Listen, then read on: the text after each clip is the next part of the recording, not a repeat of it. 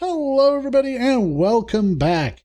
Today we're going to be doing something new. We're doing another art challenge video. And today we're going to be taking a little bit of a jog back to those golden days of yesteryear where wee lad Ted used to sit about and play with crayons on drawing paper.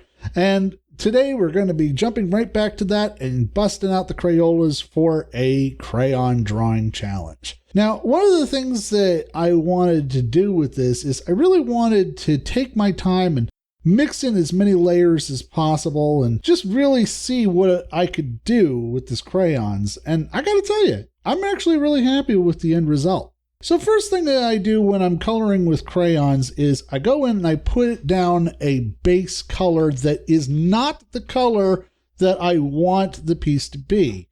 This is actually a technique I picked up from people who paint miniatures. If you paint the base layer a different color, it kind of shines through the overlayers of paint. So like, for example, here I've got a base color that is green. I went in very lightly with the green. And then I'm hitting it with the teal and the blue and the purple so that I can really add more depth and more color variation. And it just kind of blends together as I'm creating. I like to use cooler colors like blues and purples to try and add in those shadow tones because blacks are really problematic. I do have black crayons, but I don't like to use them because it can make things really intense really fast.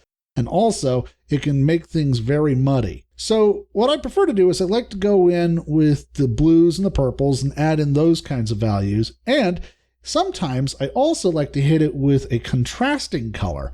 In this case, I'm going with a brown to match against the green and blue that I've been using.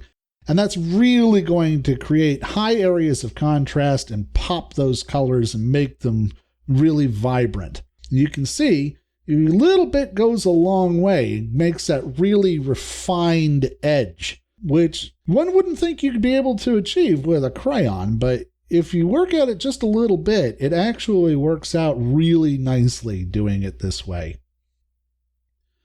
And the other trick that I learned is if you take something to scrape with, you can actually remove some of the crayon-ness of the drawing. So here I just have a tongue depressor. I've just pulled it out of my craft supplies. And what I'm doing is I'm just going to go in and kind of scrape away with the tongue depressor on the piece, and you can see it really smooths out all of the crayon and it gives it less of that texture feel from where the crayon bites into the tooth of the paper. It makes it nice and smooth and glossy, and it also gets rid of all those little wax bits that pop off the crayon when you really like bear down on it. So I think it's a really useful technique to know. I wish I'd known about it earlier when I was a kid. Now, let's go ahead and dive into the actual art challenge.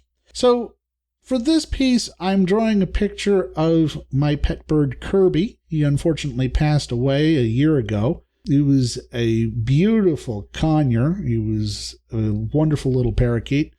Noisy as all get out and liked to bite me, but he was still my little buddy, so rest in peace, my friend. But here I'm going around and I'm really just kind of laying in those base colors. And you can see they're not necessarily ones that you might expect. Like I'm going in with a little bit of purples, a little bit of blues. And I don't know if it's just me, but when I look at something, I can almost kind of see like the color layers that exist in that thing. It's not just like a solid color. There's a blend of colors.